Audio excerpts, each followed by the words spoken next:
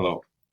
In this second video about the monopoly, we will look at the equations for the demand, for the monopoly's demand and for its costs, and we will plot them on the same graph to prepare ourselves to solve the monopoly problem.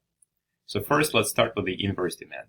We need to plot the linear demand that corresponds to the function price equals 120 minus 3 times the quantity.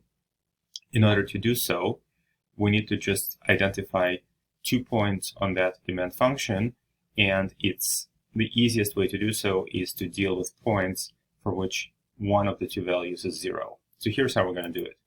First of all, you can say if you set quantity equal to 0, the price that corresponds to that quantity is just going to be 120 minus 3 times 0, simply 120.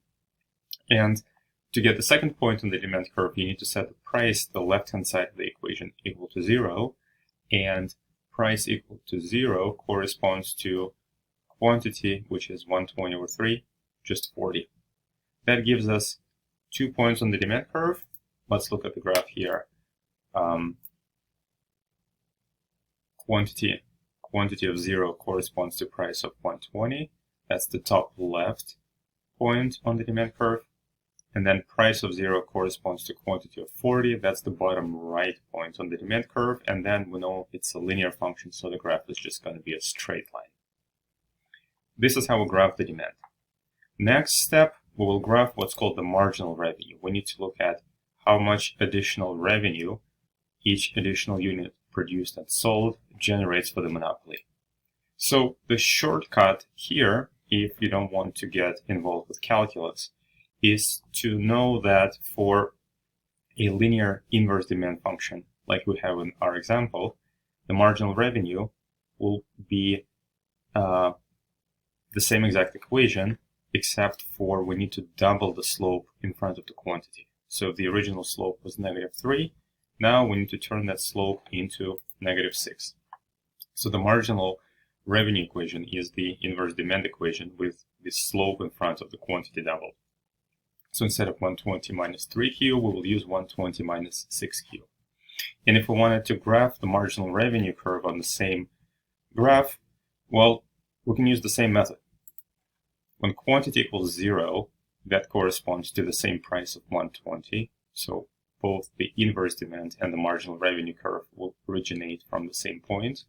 But when price equals 0, now that corresponds to quantity that solves 120 minus 6q equals 0, so that's going to be quantity 20. And so if we put marginal revenue and demand on the same graph, demand being the blue line and marginal revenue being the red line, you can see that they originate from the same point, but the slope for the marginal revenue curve is steeper, so it hits the level of 0, the horizontal level of 0, faster than the blue line does. And so that brings us to two important observations. One important observation, and here I am rescaling the graph slightly so that you can see it better. One observation is that marginal revenue is less than the price, always. So that means that if you're facing a downward sloping demand curve and you decide to produce an additional unit of output, your additional revenue from that unit of output will be less than the price at which you're able to sell it. Why is that the case? The reason for that being that if you want to sell an additional unit, you will have to reduce the price not just for the additional unit, but for all the units that you're already selling. And so your marginal revenue will be that price minus the loss that you will have to incur by discounting the price for the units that you could have already sold. So let's illustrate that. From the inverse demand, we can observe that if you wanted to sell 15 units of output, so if you plugged 15 instead of quantity into the inverse demand function, you could sell them at $75 per unit. Whereas if you wanted to sell 16 units of output, plug in 16 into the inverse demand, spits out the price of 72. So if you wanted to sell this additional 16th unit, you would have to reduce the price by $3 from 75 down to 72, but not just for unit number 16, but the first 15 units as well. And so that will mean that the marginal revenue of the 16th unit will be the 72 additional dollars you will earn by selling the 16th unit minus $3 that you lose by discounting the price for the original 15 units.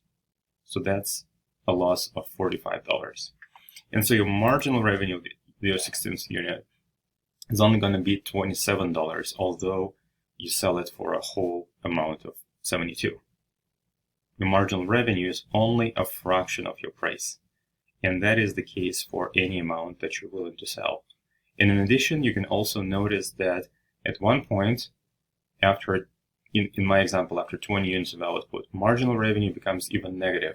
That means you produce an extra unit, but because you have to keep reducing the price in order to be able to sell this additional unit, at one point, what you earn in extra revenue from selling that additional unit becomes less than what you lose by having to discount the price. And so you produce more, but you earn less revenue.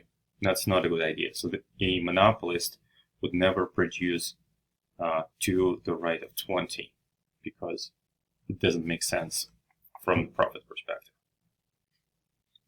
Okay, now we've plotted the demand, we've plotted the marginal revenue. Now we need to look at the cost side.